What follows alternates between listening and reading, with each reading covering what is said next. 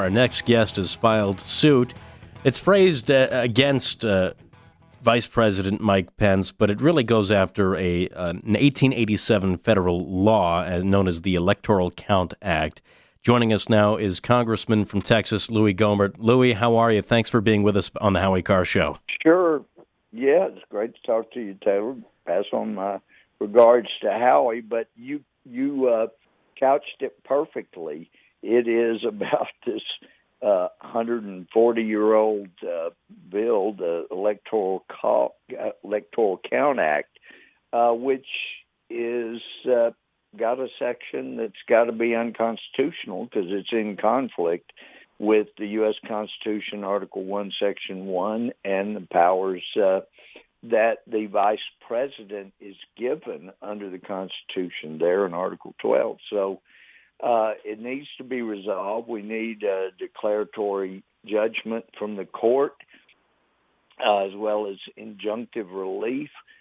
This thing coming up January 6th, where the vice president presides over a joint session of Congress. He has got to have the power, and we believe he absolutely does, to recognize electors that are properly sent there legally, constitutionally, and without fraud, and to recognize and to actually notice that there are electors that were sent fraudulently, and not have to accept those that were sent by fraud, because we've got a number of states that are swing states that are sending both Republican electors and Democrat electors. The Democrats, they like Arizona, for example, they finally had what no court in the country has had, and that is an evidentiary hearing where they brought in witnesses, they brought in evidence, they heard it, and were shocked to find out just how much fraud really took place in Arizona, in the voting, in the counting. And, of course, we've seen video of problems in Georgia. We know that there are people that have sworn under oath in Georgia, Michigan, Wisconsin, Pennsylvania, to being witnesses to fraud, illegality. And at some point, in order to preserve and protect the Constitution, somebody has got to do what no court has been willing to do so far, and that is say, yes, we've examined the evidence, there was fraud, and we are not going to reward fraud by destroying our Constitution. The electoral votes must be sent here legitimately without fraud, and so they recognize the votes or the electoral votes that were sent there without the fraud. So, Congressman Gohmert, it was my understanding, and those in my circle also were under this impression, that Vice President Pence and any vice president that is presiding over the Senate as the Senate president had this power without this 1887. That didn't even come into play. He already had this authority and could do it. What leads you to believe that this has to be struck down as unconstitutional in order for him to carry out this act? Well, there are some people that are saying, look, the Electoral Count Act doesn't give him this power. And so what we're seeking is the affirmative declaration by a court that, yes, absolutely, there is a conflict. And when a piece of legislation like the Electoral Count Act is in conflict with the Constitution, Constitution must prevail. And so this is to eliminate problems that we know are going to be created by the left, wanting fraudulent votes to be counted. And this would be an affirmation you do have this power, the Constitution prevails, and not a law that was passed in 1887. So given all of the cases that have, I'd like to say been heard, but really not fairly heard across the country as it relates to the fraud in the election, seeing the outcome of those and going up to the Supreme Court and not even being really heard there, I imagine that gives you pause when it comes to your lawsuit, Representative. Well, that's just it. You know, we've got to believe that there are federal judges, justices in America who are not going to wince and hunker down and say, I'm going to run from the job that I pursued to get, that they are going to stand up and say, I took an oath to the Constitution, and even if there are justices on the Supreme Court that won't do their job, I'm going to do mine. We just got to have somebody do that. And with regard to your comment about not giving the evidence a fair hearing, there hasn't been a single court that has given the evidence any hearing. There has been no evidentiary hearing. If you're going to have evidence, you got to have a hearing. You got to have witnesses. You got to have exhibits. You got to have experts. Those are things you have at an actual hearing. And no court has allowed any evidence to be introduced, witnesses, evidence, at an evidentiary hearing. That's what has been missing in this whole process. Oh, you're right. We learned mostly from the witnesses through the state legislature hearings, not even from a court. Exactly. You're absolutely right.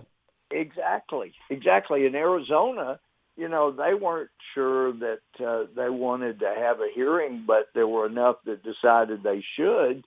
And then I've heard from a number of them, they're going, we couldn't believe the amount of fraud right here in our own state.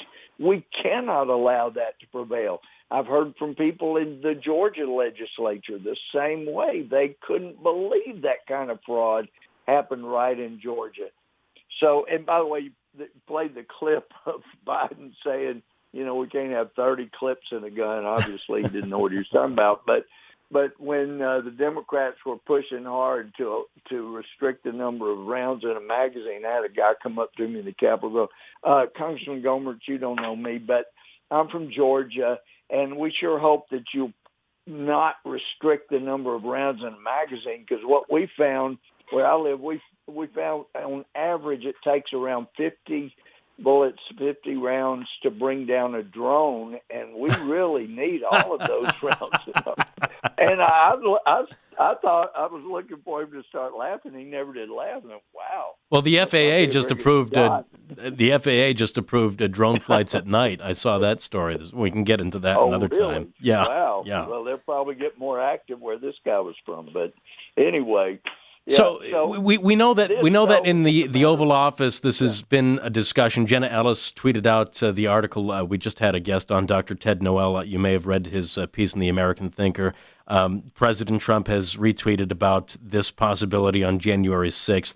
Have there been any rumblings, to your knowledge, that this is an action that Vice President Pence is considering? Well, I was with Vice President Pence last week for a meeting, but I didn't have an indication that he would or would not consider this, but that he was going to do what his office required him to do. And I would certainly hope that this would be what would happen. There are some people in the administration that have never been fans of President Trump and certainly don't want him to have a second term and wish he would just go away. The president's been able to get rid of a bunch of those people, but there's still more folks there. And hopefully those are the ones whose advice will not end up carrying the day.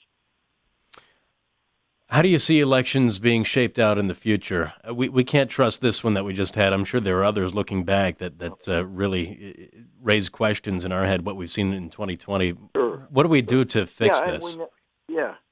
Yeah, and when in 1960, apparently there was widespread fraud in Chicago or Cook County, and so there's always been fraud.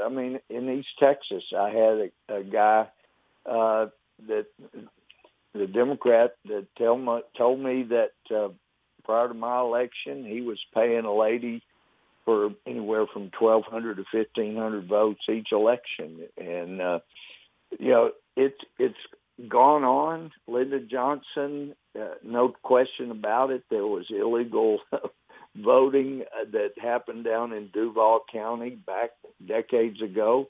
So it's always been around, but never to this extent, never on such a wide scale. And so your question, how would it look going forward?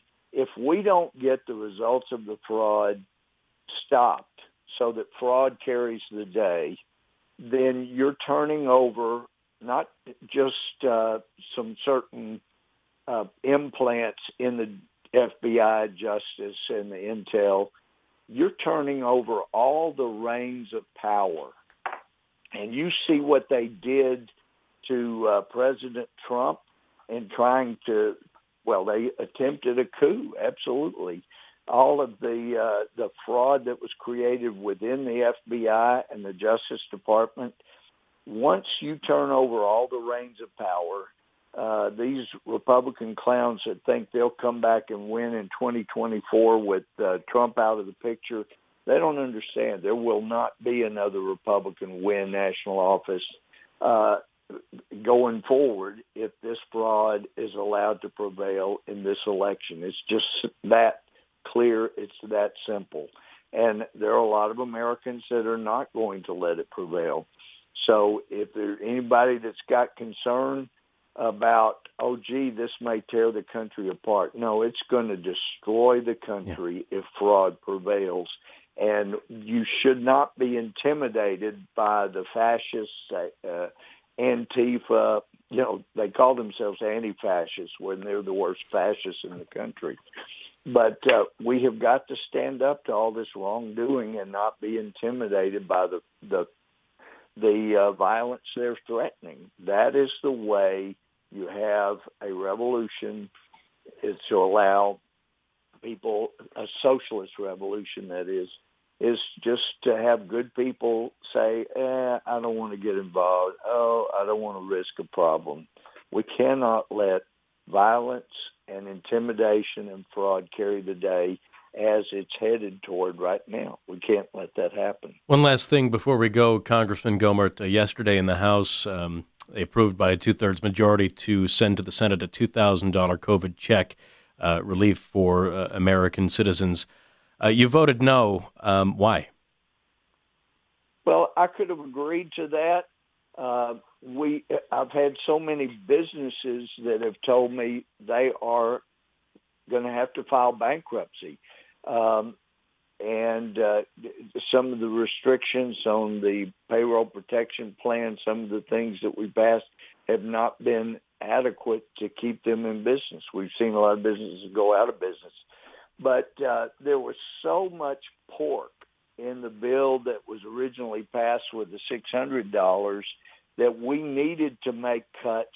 We should not make future generations pay for our impropriety in not at least making cuts to the massive giveaway programs of the left, not just here but in foreign countries. And if we had been allowed to make cuts to the original bill that took care of covering the $2,000 per person, I would have been all in.